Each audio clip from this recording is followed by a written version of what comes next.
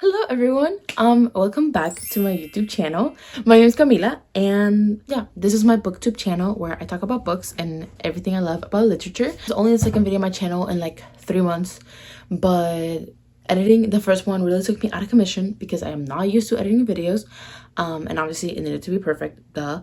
But now I'm back. I hope to make at least 2 videos this month, so let's see how that goes. But for the time being, I have a reading wrap up for the month of February, which I am really excited to talk about because I loved most of these books. Only one I didn't really vibe with, but we'll get into that later. And yeah, the theme of this video is Black authors. February is Black History Month here in the United States. I guess a disclaimer that obviously I don't only read Black authors during February. That would be kind of crazy. But I do like to focus on them during February because I think that's what the month is for, is to focus on Black history. So yeah, without any further ado, let's get started. The first book I read in February, which I adored, I really love this book, is Erasure by Percival Everett. Now this book was also made into a movie in 2023, I believe, called American Fiction. This book follows Thelonious Ellison, or Monk Ellison, that's his nickname. He's going through a lot of inner turmoil in his life because his mom has been diagnosed with dementia or Alzheimer's. I can't really remember which one. His father has passed. His sister also passes in the beginning of the book. He has a very strained relationship with his brother. So all of his personal stuff is going on, but he also has going on is that he's a writer, but he's not a very successful one, and he basically only writes like Greek retellings and very academic, very heavy, like, yeah, academic literary stuff, and it just doesn't really sell good. He hates the publishing industry for this because all publishing houses do is ask of him to write a book as a Black man, you know, and he often wonders in the book, what is a book by a Black man? And so while all this personal stuff is going on with his own identity, with his family, with loss, with grief, there's an author a Black woman who comes out with a book called We's Lives in the Ghetto. And We's Lives in the Ghetto is basically kind of like about urban life, but he's just fed up with it because he feels as if though all that people in published houses, white people, the public, readers care about is these struggle stories from Black authors. And so he decides to write his own like parody of We's Lives in the Ghetto, and the book kind of unravels from there. I can't say enough good things about this book. Even though it feels a little long, you still want more of the story. It's just, I don't know, like I read it and I was like, damn, people can really write. I find it hard, I'm not gonna lie, to read from a male perspective because a lot of the times men are insufferable in books, but I did not find it hard at all to read from his perspective. I honestly kind of fell in love with him. Like, he was just going through a lot of stuff. It just felt like a really raw, yeah, just like a really raw depiction of what it could be like to be experiencing all of this, and you just feel like nobody's listening to you, and you feel really sad and alone, and at the same time you feel like you need to prove yourself to the world because you just can't believe these books keep getting made. All of us probably can relate to that feeling of somebody's trying to portray my community in such a way that is truly not real, but it keeps getting acclaim. Oh my gosh, I really can't say enough good things about this book. The only thing is it's a little bit academic. A lot of the references that go over my head, I still managed to enjoy it, and it made me like, you know, look up the people he was talking about. Yeah, that's Erasure by Percival Everett. Read it if you can. It was so freaking good.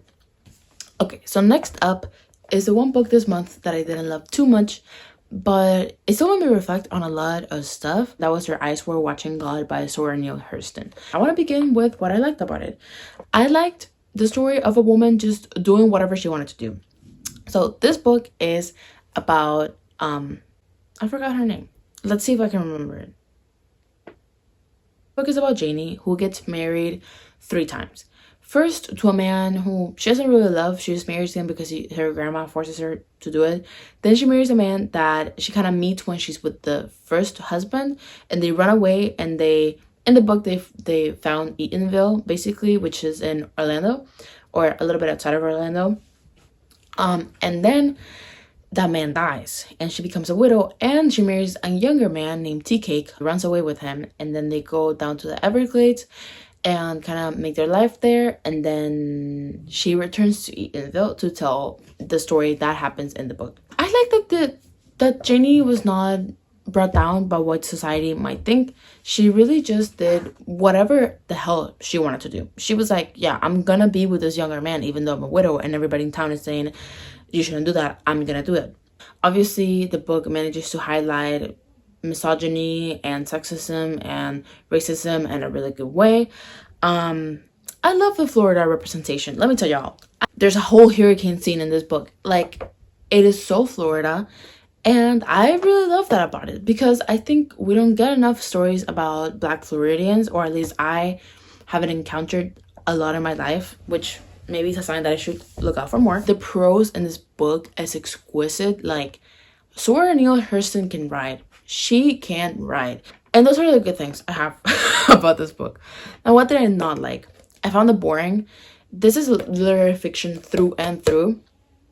And it's that type of literary fiction where you're just following someone's life and kind of like everything that happens around them. Maybe their thoughts, maybe other people's thoughts. But ultimately, there's not really a plot. It's just very character driven. It's just day after day. And that's why I was scared about Erasure, because I knew it was literary fiction, and to me, literary fiction can become boring once it just starts being about that. I just feel like you're moving through the motions, like not much happens. That really drives me crazy, and it drove me crazy in this book. Even though it's a short book, I literally felt like it was never gonna end. I felt like it was never gonna end, and then it did, and I was really happy that it did. I'm sorry to say. I really did like the prose. I didn't love the dialogue. I'm not gonna lie. Like, a lot of the times they would just speak and speak and speak, and I was like, I couldn't care less about what you're talking about, honestly. So it really made me reflect on how people don't talk about Black literature, especially like Black fiction that is considered like Black classics. Like, we say, yes, that's a Black classic, or we say that's a classic, but with the caveat that it's written by a Black author. When people talk about Grapes of Wrath or East of Eden, they just go, yeah, that's a classic. But when it comes to books like this, people go, oh yeah, that's a classic, parentheses, it's written by a Black author, which we need to rid ourselves of. After I finished it, I was like, this is literally a classic. Like, it's written just like any of those other books that I'm like, this book is kind of boring because it's kind of old-timey, and it's also just following this man and his wife and their life. Like, it is that type of book. It's just, the protagonist is a woman. I would low-key love to read this in an English class so somebody could guide me through it and tell me about all the symbolisms and everything, but I don't feel like I caught everything. The next book I read is called A Little Devil in America, Notes in Praise of Black Performance by Hanif Abdurraqib. This is a nonfiction essay collection, I would say, basically detailing Black performers and their contributions to America, from dancers to singers to actors to comedians to musicians to writers. And it's also some personal stuff regarding grief and mental health struggles and, growing up Black in the Midwest in like the 80s and 90s. I absolutely adored this. His prose is out of this world. I mean, he's a poet, so his prose would be out of this world. I mean, you would hope so, but it truly was. Like, I was really hesitant of reading a nonfiction book, and sometimes feel dry and like you're just sat in a lecture hall for 3 hours and they lock the doors and nobody will let you escape. But this did not feel like that. This book felt like sitting in your favorite lecture with your favorite professor and just listening to them and like feeling your brain is a sponge and soaking it up. This doesn't really have any plot. It's just like each chapter is a different essay on a theme in Black performance. He has a chapter on Aretha Franklin. There's a chapter on Josephine Baker, but it's not only about them. He also weaves different stories and different musings in these chapters. I would say some that stand out to me is the one about magic. I really love that one. The one about Whitney Houston, I love that one. He has a essay called 16 Ways of Looking at Blackface. I really love that one. Everything in this book was amazing. Like every single story, just everything was great. The only thing but my only thing is that in the end it felt a little bit slow. He was basically like expanding upon some ideas that he had put in earlier in the book that were more personal. The places in the book where he talked about them, I felt like I gathered enough knowledge to keep going. And towards the end, he kind of expands on that a little bit more. And it made me a little bit bored, I'm not gonna lie, because we have been coming from this, like the book is moving along, in this structure of presenting us with a black historical person and like their life and what they contributed and like the situations they found themselves in, and then some of his musings, and then we kept going with this person of interest. That's basically what the whole book is. But then when we get towards the later chapters, it becomes a little bit more personal, which I didn't exactly hate. The parts I felt a little bit slower, a little bit more personal.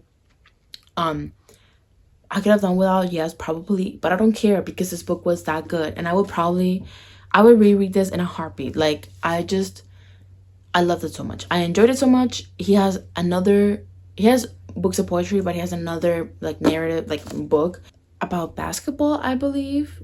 And I'm sure it's not only about basketball, I'm sure it's about other things. And I plan on reading that this year too, because I just love this that much.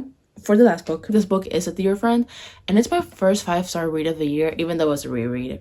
I apologize, but it is just like good. I just freaking love this book. I first read it, I don't know, when I was like 15 or 16. It's probably everything I could want in a book. And it is called Legendborn. Applause. Applause, applause. This book, I can't even say how much I love this book, because you just have to find out for yourself. You have to find out for yourself, and it is just that good. After reading like real life fiction all month, I need a respite from just the real world, because all of these were either literary fiction or a nonfiction book. I was like, I'm stuck in this real world for too long, and God knows the real world is hard. And even though this is still set in the real world, it has some magic to it, and it has some love in it, and that makes you just, oh my gosh, that makes you just instantly love it. So what is Legendborn? It's the first book in a series of 4 books. It's written by Tracy Deonn. Tracy Deonn, oh my goodness, my queen. I've already read this before, and I've read the second one too, but I want to read the third one that came out last year. The book is about Brianna Matthews. She is a 16-year-old girl, and she applies to a thing called Early College Program at UNC Chapel Hill, like the University of North Carolina Chapel Hill, and she gets in with her best friend Alice Chen, and they go. But Bri has recently lost her mother to a car accident, literally like 3 months ago in the book. She loses her mother. When she gets to campus, she's obviously depressed because she has lost her mother at the age of 16, and she sees something she shouldn't on the first night on campus.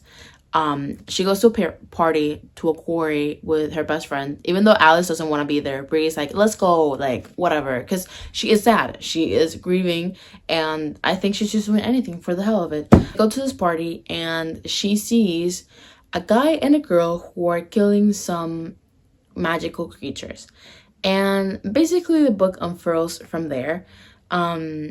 She discovers a lot of stuff. She discovers she herself has magic, obviously. She discovers a secret society. I would do a deep dive in this book, but I'm not gonna do it right now because it's a lot of, like, it's the world building is a lot, but it's a great world and one you must read. This is my gospel. It's a gospel of Legendborn.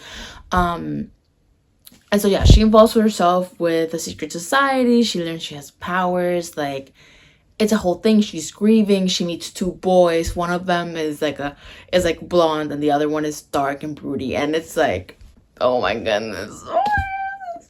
So yeah, that's Legendborn. I'm really happy I reread it. I was trying to combat my urge to reread it because I want to get through the physical TBR that I have right now in my home, and rereading one isn't really like advancing. But I really want to read the 3rd book this year. And I wanted to reread the first 2 because I didn't remember anything. Like, I forgot major plot points. I forgot I forgot reviews. I forgot everything. So I'm really glad I reread it. I'm really excited to read the second one. I'm really excited to read the third one because I mean, I have no idea what happens. I have been really good about avoiding spoilers online because it would crush me if I just found out before I read the book. But yeah, this book is just everything. I gave it 5 stars. It was my first 5-star read of the year. I reread, yes it was. And so what? Come for me. I just love this book. And I just love the perspective that rereading something can give us. Like, I didn't think I would find, I mean, the book has a lot of meaningful stuff, especially because a lot of it talks about grief, because Bree is really sad. Like, she really is really sad. She's depressed. I mean, she is, because she lost her mom.